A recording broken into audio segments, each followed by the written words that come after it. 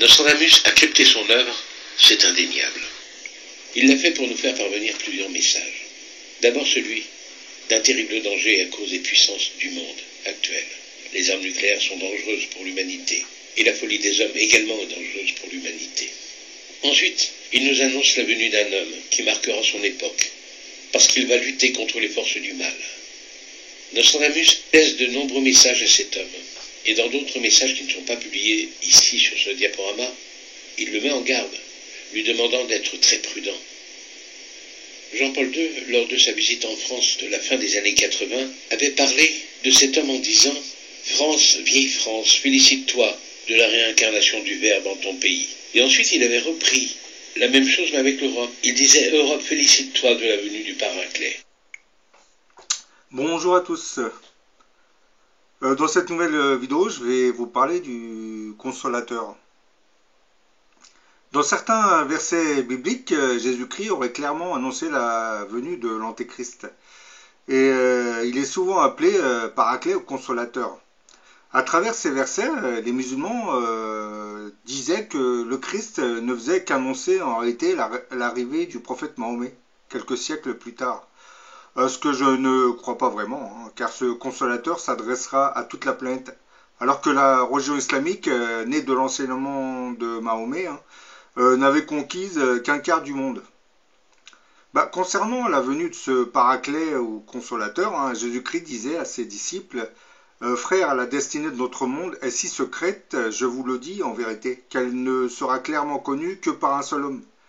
C'est celui qu'attendent les nations, à qui les secrets de Dieu sont si clairs que ceux qui écouteront ses paroles seront heureux quand il viendra dans le monde. » Et dans le bref extrait que vous venez d'entendre, on vous précise même le lieu où apparaîtra ce mystérieux grand monarque que la Bible surnomme l'Antéchrist, alias le consolateur. Lors de sa visite en France dans les années 80, le pape Jean-Paul II avait dit « France, vieille France, félicite-toi de la réincarnation du Verbe dans ton pays ». Ensuite, il avait dit à l'Europe « Félicite-toi de la venue du Paraclet ». Donc là, c'est très clair.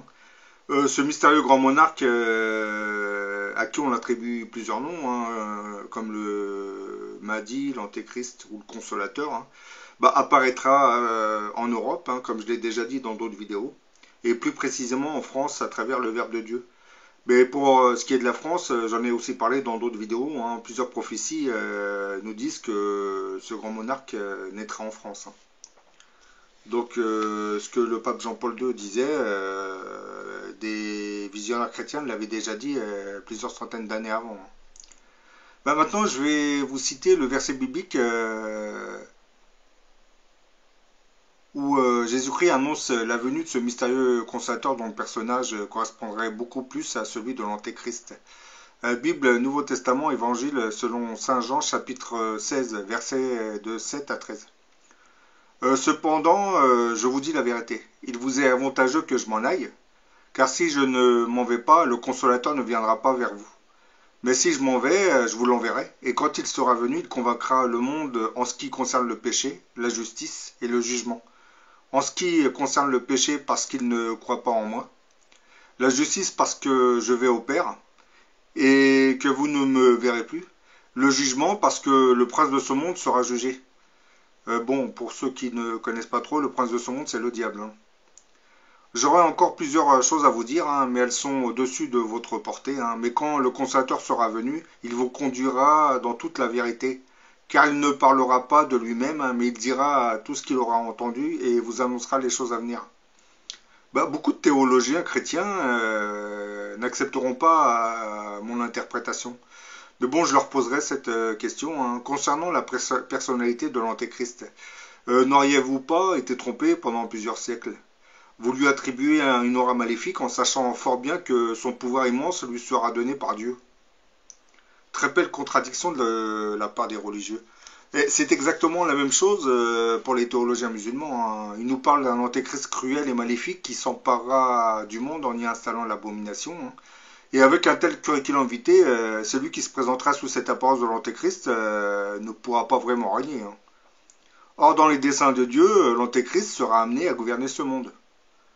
Donc les religieux nous mettent en garde contre cet Antéchrist, alors que Dieu nous l'imposera. L'Antéchrist, en fait, deviendra la personnification de la colère divine, le bras armé de Dieu sur terre, et Dieu étendra ainsi sa colère divine sur toute la planète.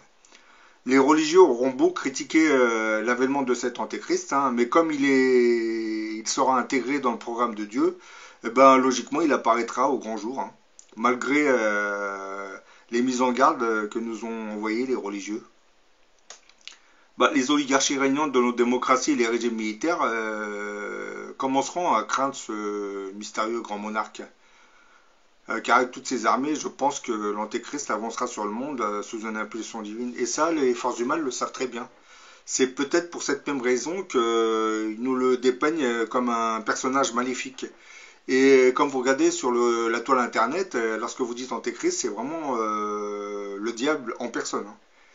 C'est un peu la continuité de la stratégie des forces du mal, hein, nous présenter l'Antéchrist comme une force maléfique pour le discréditer complètement. Puisque, comme je l'ai expliqué dans cette vidéo, si cet Antéchrist correspond au fameux grand monarque, qui lui-même correspondrait au Mahdi des musulmans, ou à l'avatar des bouddhistes, voire au consolateur dont parle Jésus-Christ, je pense que il apparaîtra au grand jour logiquement. Malgré son curriculum vidé, je pense que cet Antéchrist prendra finalement le pouvoir sur ce monde, hein, tout en sachant que les forces du mal auront tout fait pour essayer de le discréditer. Donc je vous le dis encore une fois, ce que nous faisons de l'Antéchrist est un peu faux. Parce que cet Antéchrist, c'est bien de nous le présenter comme un être maléfique, mais nous n'oublions pas une chose, hein. Une telle puissance ne peut se manifester que sur l'ordre du Créateur des mondes. Et ça, le diable le sait très bien. Donc, comme le diable est prince de ce monde, il sait très bien que cet Antéchrist va mettre ce monde, du moins, va ruiner ce règne démoniaque. Donc, pour l'empêcher de commencer sa mission, le diable fera tout. Et comme je l'ai dit dans d'autres vidéos, s'il devait apparaître en France, la première force qui l'empêchera d'agir, je pense que ça viendra au niveau des autorités gouvernementales, c'est-à-dire plus précisément l'oligarchie régnante en France, hein. Je pense que c'est elle qui sera la première à le freiner, et c'est écrit, hein, dans la Bible. Pour que l'Antéchrist apparaisse, il faut que celui qui l'empêche d'apparaître disparaisse. Donc, si ce mystérieux grand monarque qu'on appelle l'Antéchrist apparaît en France et qu'il ne puisse pas se manifester, il faut se dire une chose, c'est que une guerre civile se déclenchera automatiquement avec des événements climatiques catastrophiques pour le pays. Et le gouvernement n'aura pas d'autre solution, puisqu'il sera mis au pied du mur, hein.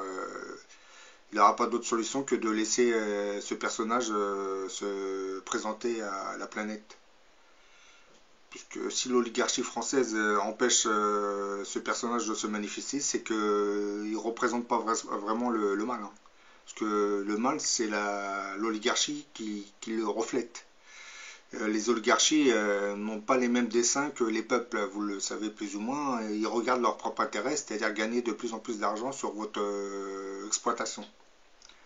Et pour cela, ils sont prêts à faire beaucoup de choses, hein, en commençant par déformer la vérité, hein, vous dire des mensonges, exploiter des faits divers insignifiants pour que vous ne pensiez pas à cette crise économique.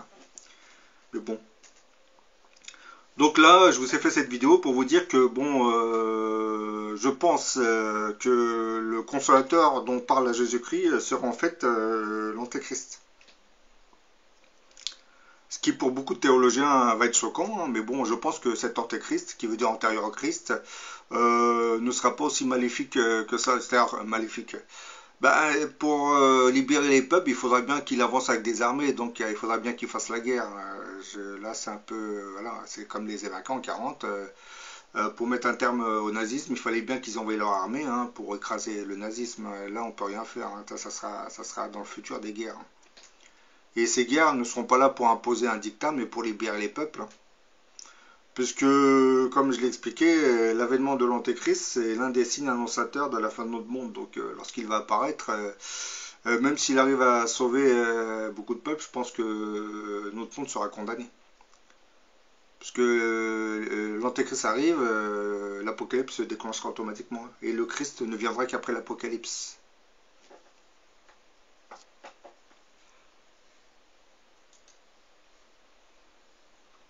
Bon, à la prochaine pour une autre vidéo.